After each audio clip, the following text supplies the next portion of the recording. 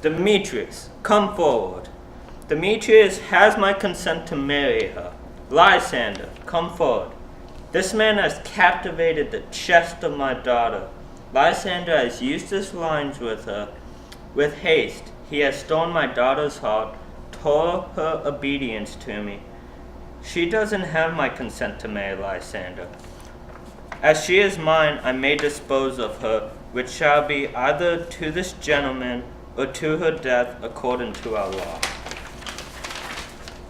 What say you, Hermia? To you your father should be a god, one that composed your beauties, and one to whom you are but a form in wax, by him imprinted and within his power to lead the figure. Demetrius is a worthy gentleman. So is Lysander. In himself he is, but in this kind, waiting your father's voice, the other must be held higher. I would my father look but with my eyes. Rather your eyes must with his judgment look. I do ask to pardon me.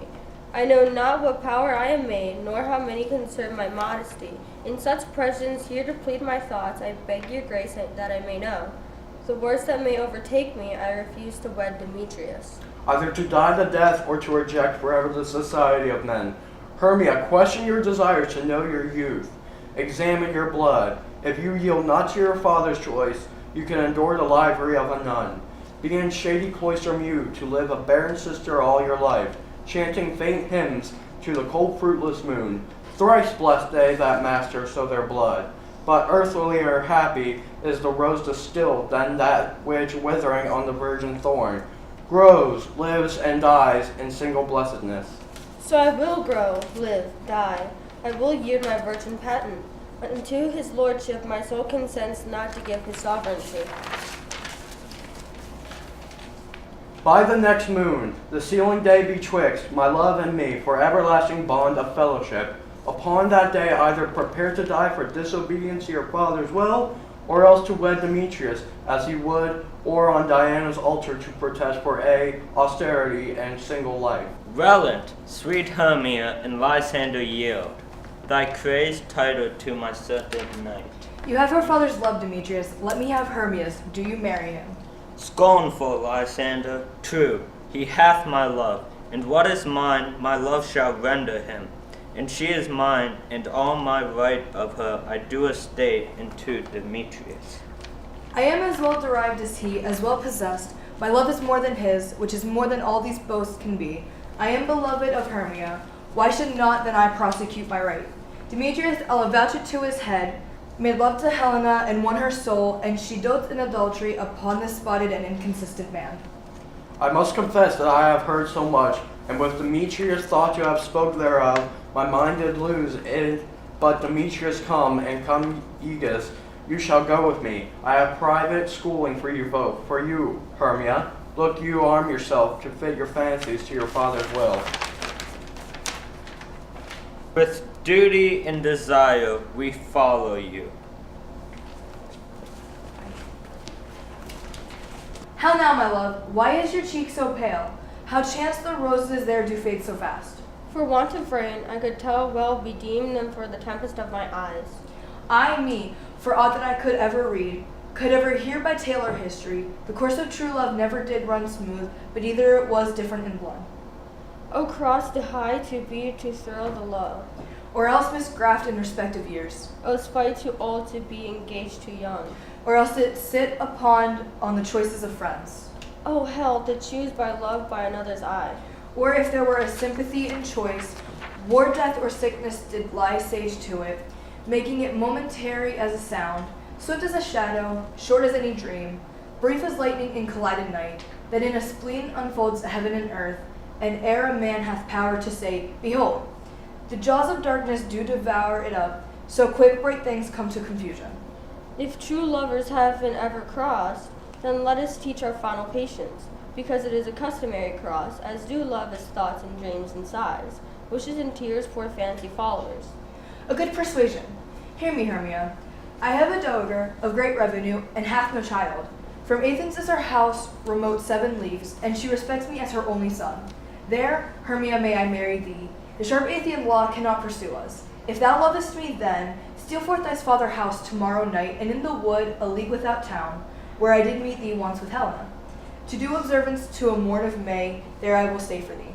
My good Lysander, I swear thee by Cupid's strongest bow, by his best arrow with its golden head, by the simplicity of Venus's doves, and by the fire which burned the Carthage queen, when the false Troyan under sail was seen, by vows that ever men have broke, in number more than ever women spoke, in that same place thou hast appointed me.